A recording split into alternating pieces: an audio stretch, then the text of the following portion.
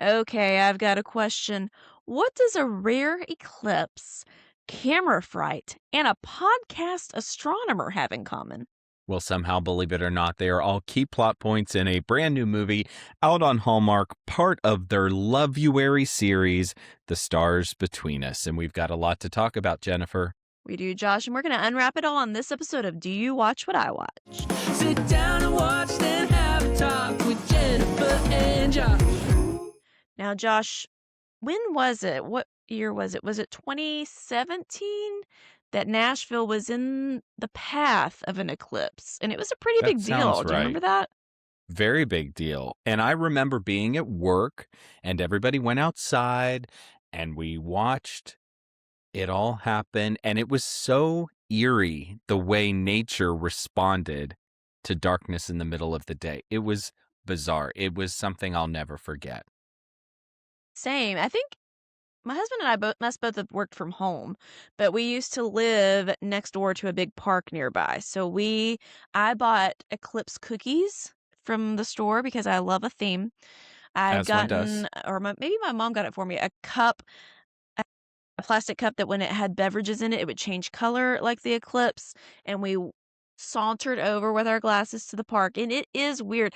Those nocturnal animals are quick with it. Like if I were them, I would be like, oh, wait, what's going on? Like it would take a minute, but it was instant. They're like, oh, It yeah, was it's go time. It's instant. party time.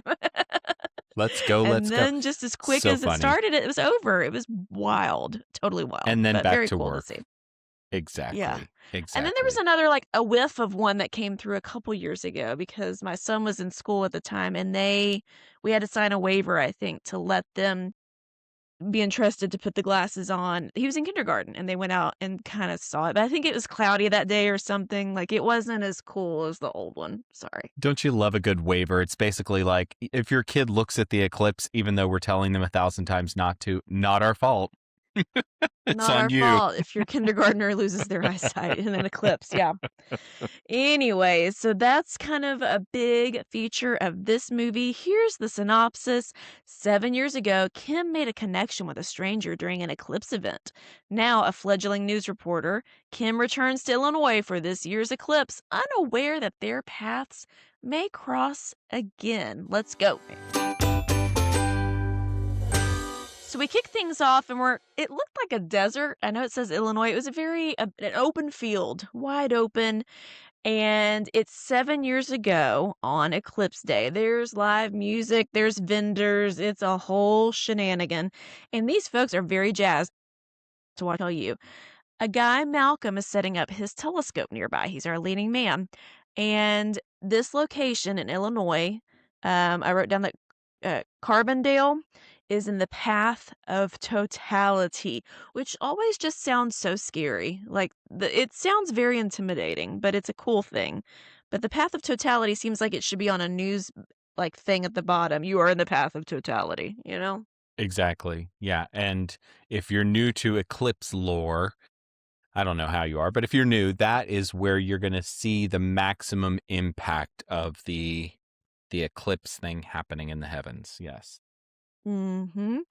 So he's frustrated because the girl he's with, she's not really into this whole eclipse thing as much as he is.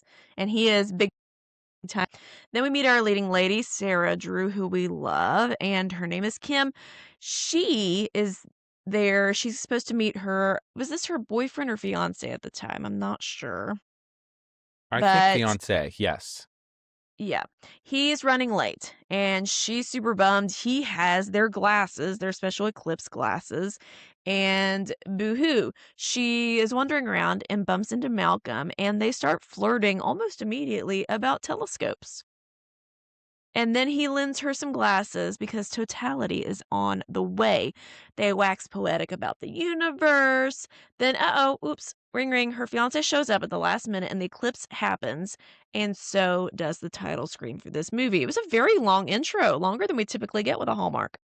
Honestly, they were really setting it up, giving you the characters, giving you the background, letting you know where these people are relationally before they even tell you what this movie's called. Okay, whatever. I enjoy a flashback, so I'm here for it.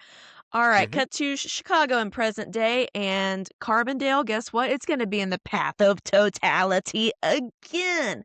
Who'd have thunk it? What are the odds? Our girl Kim, she was so in the past 7 years, she got married to that guy. They had a daughter. Things went south. She's now divorced. She was a stay-at-home mom. Now she's getting back into the workforce. So she's getting back into her career and she's at the news station begging for a shot to be like anchoring a spot. Is that the term? Like she wants to lead a spot. What would you call that? She wants to be a reporter. And There you go. there you I go. don't know why I made that more difficult. That's what they call it. Good thing you know that, Josh. Not that I would have intimate knowledge of how such things work, but just saying. Yeah. Yeah. So she's trying to impress the boss and really, he gave her a shot, a couple weeks ago, and she totally flubbed it up. She froze and it was sort of a disaster, but she still is persistent. She wants to get back into being a reporter. She wants to make her mark, and the lead anchor's kid gets pink eye. So the lead anchor thinks, I probably have it too because it's highly contagious. I'm going to bounce. Who from the news station, news, is going to go to Carbondale to cover the totality eclipse event and volunteers as tribute. She's like, please let me go. I will take my work bestie, who I didn't even write her name down. She's going to be work bestie in the movie. And the producer, big shot guy, is like, okay, but you also have to take my nephew, who has been, in the news industry 0.5 seconds, is definitely a Nepo baby. I've got to give him a gig, give him a shot, and you all can go and cover the story. P.S. The boss has zero confidence in her skills in front of the camera, and that would do something to you emotionally and mentally. But here we are. She says goodbye to her adorable daughter, and we learn, like I already said, she's a single mom divorcee, and she's living with her mom at the time. So Kim's looking really to get some positivity and turn things around. Kim needs some momentum. Yeah. And I Yeah. liked Kim at the start of Hmm. this. Sarah Drew is a great actress. We've seen her more recently in Mistletoe Murders, which I'm a big fan of. I know, Jennifer, you like it as well. We're getting season 3 of that. And so I had high hopes for her and accordingly this movie. What about you? Same. The bar was set high because I just believed in her so much. Yeah. Very excited about season 3 of Mistletoe Murders. If you all Mhm. haven't watched it and you're looking for something to kind of scratch an itch until we get new Christmas movies, binge seasons 1 and 2 on Hallmark Plus. And Very let me good. just tell you, I think it's more than just a mystery series that happens around the holidays in a small town. What was that show that Jennifer Garner was in back in the day on ABC where she was sort of like a spy? What was it called? Alias? Was that right? Alias. Yeah. It kind of gives me that kind of an element because she has a backstory that you learn about throughout the course of the series that I think just makes it so much better. It's very layered. I like it as a show. Hmm. Great townies, great Mm. chemistry with some of these leads, and we're not going to say any more. You just need to go watch it and thank us later. Okay. But we're back. We're back in Carbondale with Kim, the work bestie, and the Nepo baby nephew. And it's not going well. Kim can't get her lines right for the promo spot. The nephew is woefully unprepared. And what do you know? Malcolm, the professor, is there again, too, in Carbondale. What do you know? Again, he's there with another Professor Buddy, who, again, I didn't write his name down, so it's Professor Buddy. Okay. So the buddy and camera bestie from Kim's team meet at the hotel, and sparks fly immediately. Nepo baby nephew only booked one room at the hotel. Oopsie doodle. And they're like, okay. And of course, there's no more rooms because this is Path of Totality, big event. I mean, people plan their travel for this kind of business years in advance. Like, it's a big deal. So producer or no, camera lady, Kim, and producer Nepo Baby are all gonna have to share one room. But because it's Hallmark, he's gonna be, take one on the chin and just sleep on like a pull-out roll-away bed situation. So It's all good, everybody. Don't worry. All right, they go live for a spot about the eclipse and everyone tanks it. Like Kim messes up her lines. Nebo Baby Nephew walks into the live shot giving her notes, but they're live. And we get we get introduced to a sinister, just sinister anchor from another news network who is immediately just over them. They're in his way and he thinks he knows everything. Josh, not that you would have intimate knowledge, but do news stations compete with one another at times, hypothetically, like we would see in this movie and other movies? I mean, this is kind of a trope. The news anchor feuds really are shown not just on Hallmark, but, Anchorman, for instance. There's that whole alley scene where all the stations come together is what I thought I of here. know. Well, this is a portrayal of local news that is not realistic in any way, shape, or form. There's no newsroom in America Okay. that would cover the eclipse this way. This is not how that would happen. There's no Chicago newsroom that's going to take a news writer or a producer and throw them on air the next day. That's just not something that's going to happen. So there's a lot of things with this premise for me that were really hard to get past. I did a lot of eye rolling watching this movie. But I will say this subplot with we'll call him a villain. It was giving very Claire St. Clair. If you've if you've been with us for any amount of time, Claire St. Clair is the villain in a movie called Snow Bride, which is one of those that we absolutely love at the Christmas season. One of Jennifer, I think it's actually your top pick for a Christmas movie. Is it still there? Still your It's number number one. one. Yeah. Anyway, so Yeah. we refer to villains here on our podcast as Claire St. Clairs, and that's exactly what this is. And that is actually true. There can be some competing reporters who do some underhanded things or who think they're better than other people and tell them to try to knock them down. It can be a little dog eat dog. I will say, though, having been a reporter in Tennessee, those types of people are really few and far between. By and large, everyone that I worked with in that industry here in Tennessee was really a pleasure to be with. Well, of course, especially if they're listeners of this podcast. Exactly. And we have a few. No. Yeah, but no, this guy was a total jerk, but he's a great villain. Not nice. So Yeah. after the spot is terrible, Kim yells at Reed, Nepo baby producer, but he runs off and camera bestie's like, "You need to go apologize to him. He's doing his best, blah, blah, blah." Kim and Reed quickly make amends and agree to work together as a team. And the amount of cheesy, inspirational, as you would call it, Kirkland's wisdom spewing out of Kim's mouth, I was like, is she reading a sign? Like, are we going to pan to the sign in the room and it was like a bit?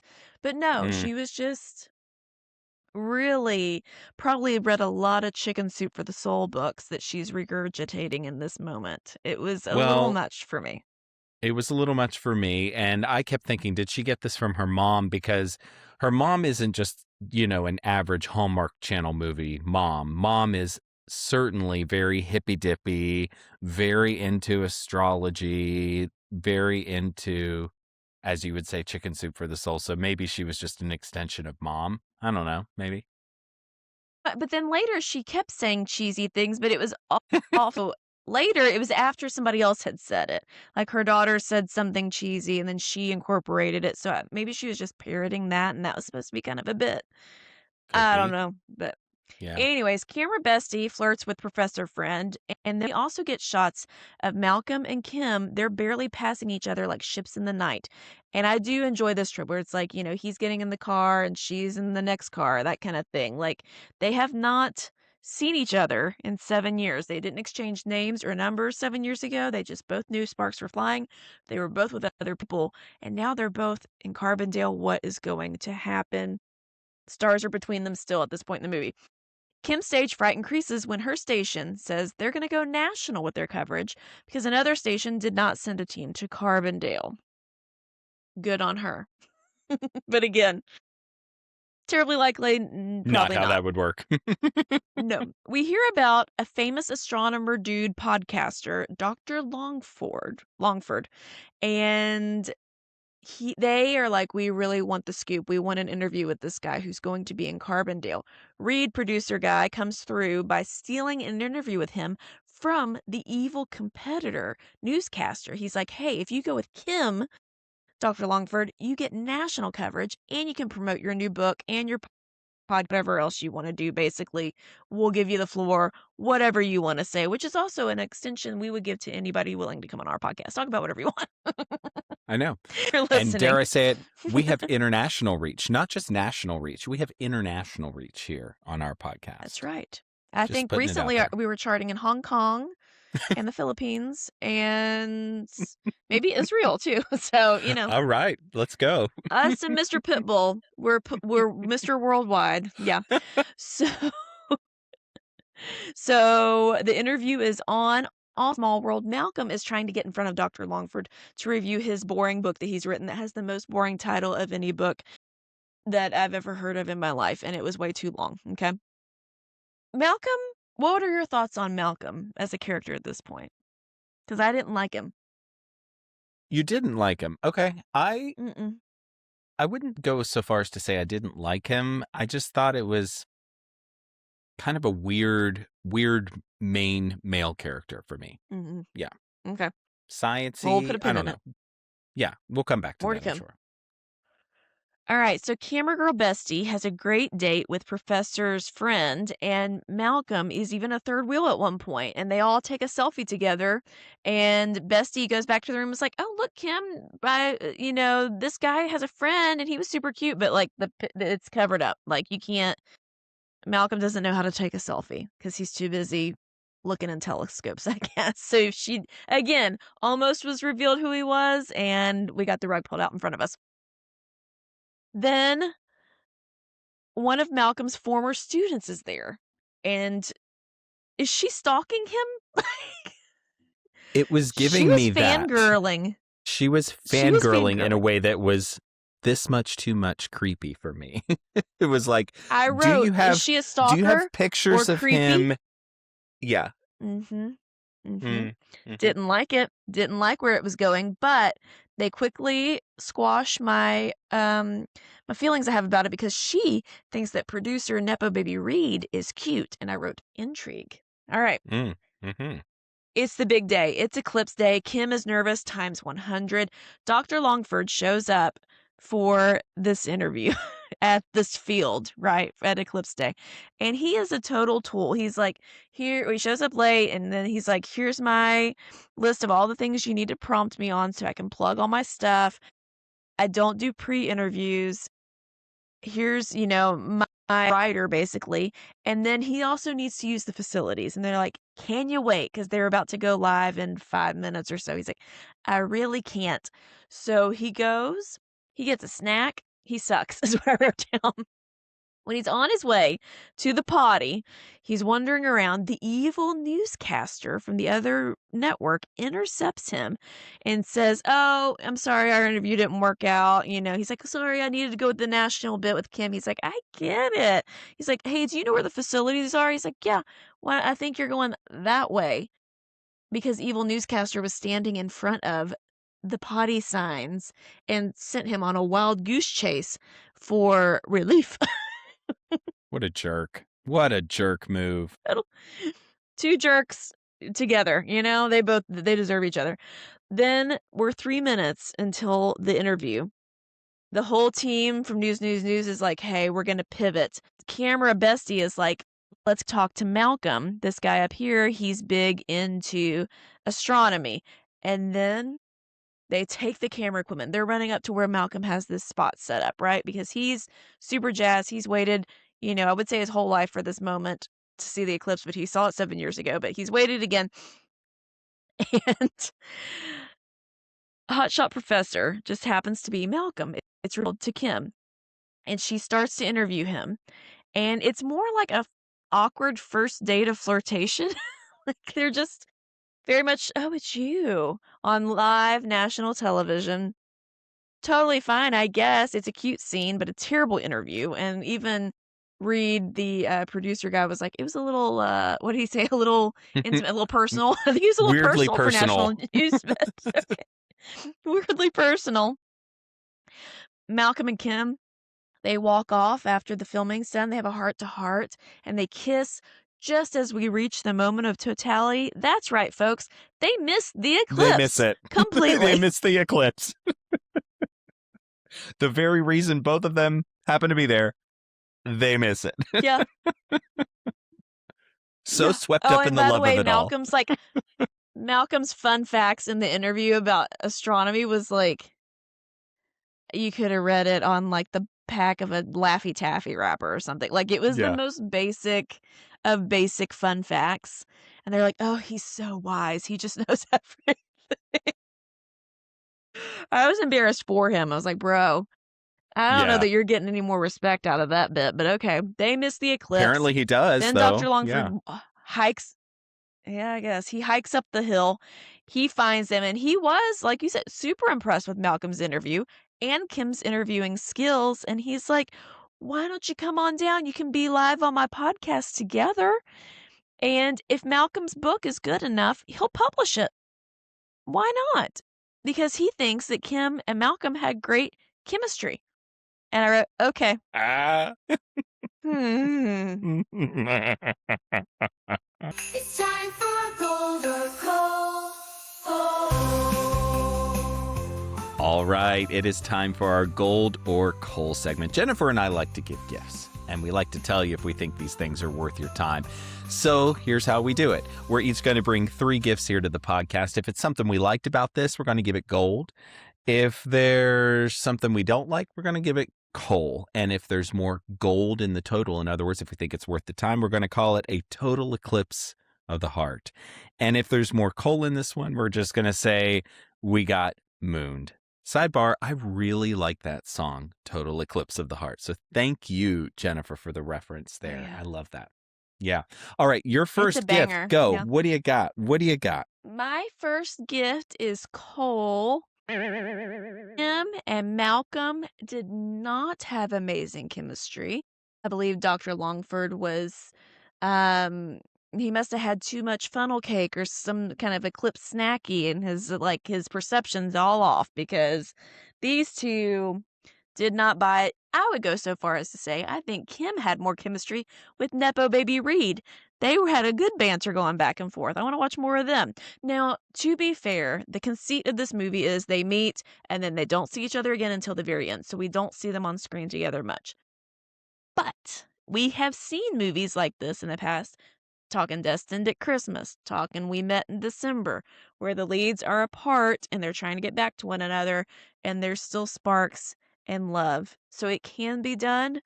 'Twas not done, in my opinion, on this one. Yeah, I have to agree with that one. I thought the meet cute in this movie was way too late. Like, to do the meet cute literally with 6 minutes left to go in this movie, and all of a sudden we're supposed to believe that they're going to immediately fall in love.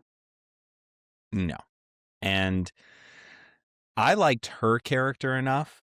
Single mom trying to restart her career, trying to do some things and all of that. I'll set aside all of the inaccuracies about the television news industry.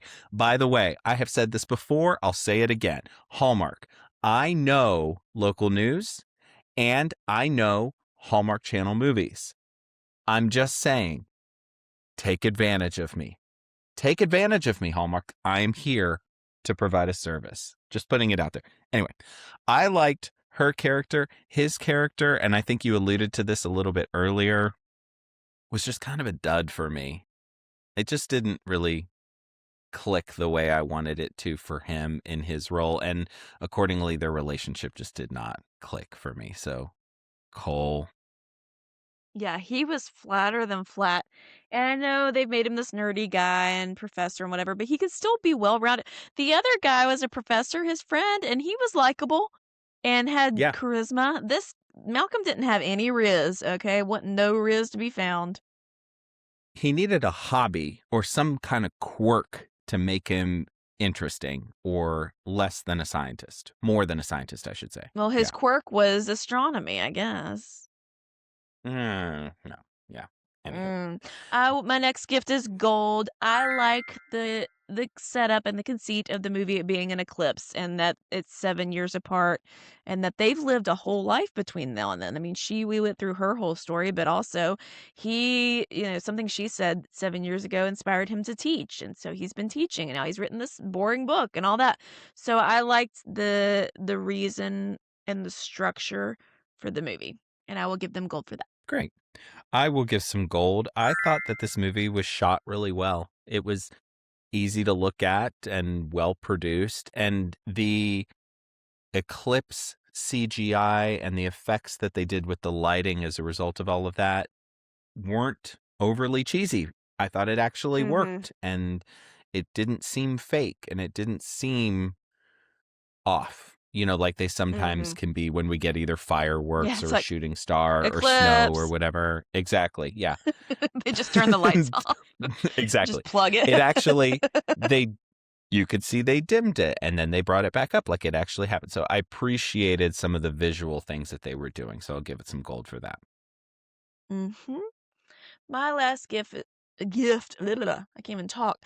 My last gift is coal. I was bored to tears with this movie. I was so bored. I looked and we still had half a movie left. I was like, "Oh, no. That is not a good sign." And it was my turn to take notes on it, so I couldn't just zone out. Ugh, Yeah. dreadful.